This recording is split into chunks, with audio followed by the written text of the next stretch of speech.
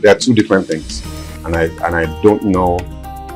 I don't know that balance is a requirement. I think that you simply have to decide what you want to do. I think having an emergency fund is an absolute requirement, and I also think that it's very critical that you also have long-term goals you're saving towards. One of the things that a lot of people don't do in Nigeria is to save towards retirement. You know, people don't think about it, especially for the younger people. You're 25, you're 30, you're 35, even 40. Retirement is the last thing on your mind, but it's going to come. It's inevitable. And if you have not made the right financial decisions and right financial choices and put money aside, you know, the difference between having to depend on your children when you're 70 as against having to, you know, being able to get on a plane and go to anywhere you want to in the world when you're 70 could very easily be the choices you make today with regards to how you put money aside, you know, for projects, for emergency funds, and towards your retirement. So it's a choice that people need to make.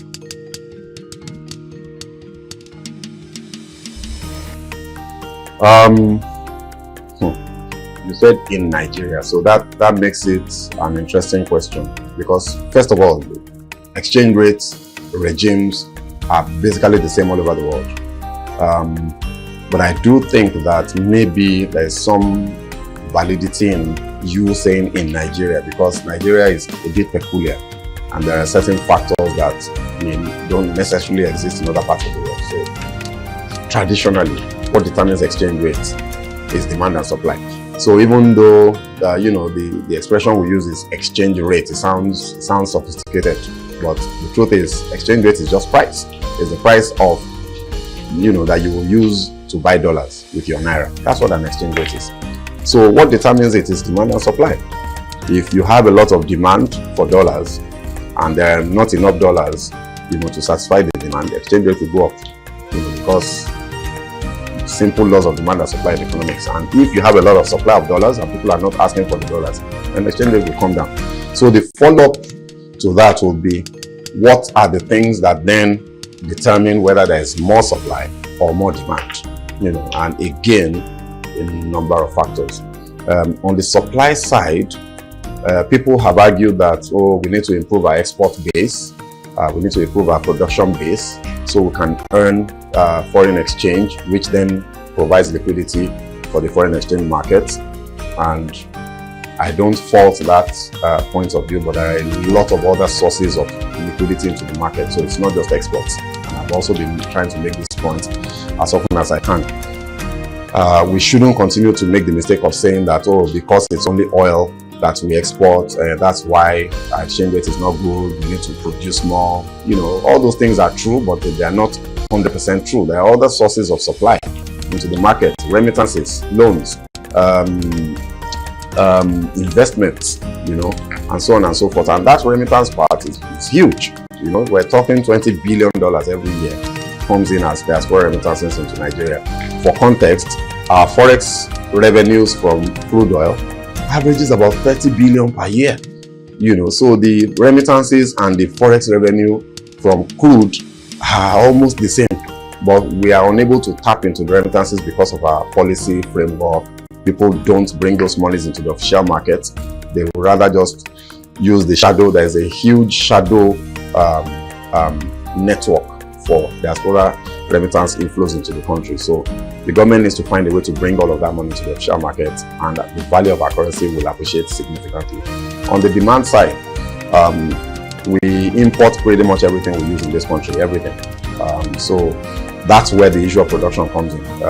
If we're able to produce more of the things we consume, then our exchange rate will do better because there will be less demand for dollars, including, and very importantly, including PMS, petrol. We have to find a way, because that is one thing we can do today. We have to find a way to stop importing PMS if the government will agree. If we do that, I think the naira can easily appreciate to around 1,002 or maybe 1,003 to the dollar in a very short period of time.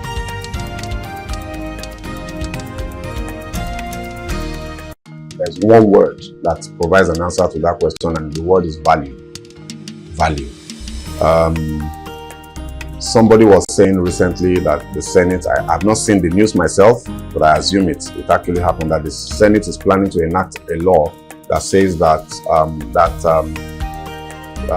makes it unlawful, or that makes it mandatory for 30% of the things that we're exporting out of Nigeria, that for the things that we're exporting out of Nigeria, 30% must be finished goods, must be items that have been produced. That we will no longer export anything that is just 100% raw material, and I think that's a good initiative.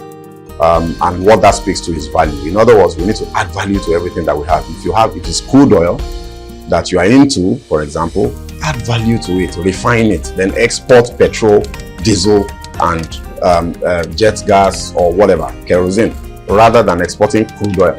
Because in the process of by refining, you have added value, and the amount that you will sell each liter of that item will be multiple times more than what the cost for 1 liter of crude oil. And that same argument holds true whatever area of endeavor. So if it's palm oil, you have a palm oil farm, don't export just the palm kernel that you are bringing out from the tree. Refine it, get the palm oil. In fact, you can even go further, forward integrate even further, and convert your palm oil into soap, and so on and so forth. If it's cocoa, produce chocolates, So I think the answer to your question is, no matter what you're doing, no matter what field of endeavor you're in, add value to something. When you add value, you literally create money. That's what it is. Money is created through value. So when you create value, somebody will pay. Somebody will exchange actual money for that value.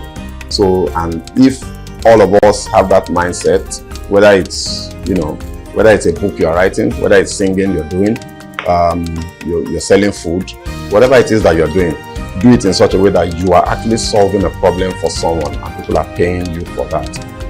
If all of us do that, then we'll get a critical mass of production and productivity, and the economy will do better. However, the challenge to that is the resources that we need to do that. The government must help. You can do all you want, you can provide all the value you want to provide, but if you have to generate your own power, if you have to spend so much money that you could have spent on production into providing power for yourself, then value is being destroyed. So I think that, having said what I said, it's also important that we understand that government needs to play its role. Failing which, well, the innovative spirit of the Nigeria must come in, and you just find your way and still continue to provide the value that you want to provide. And hopefully, in the end, everybody will smile to the bank.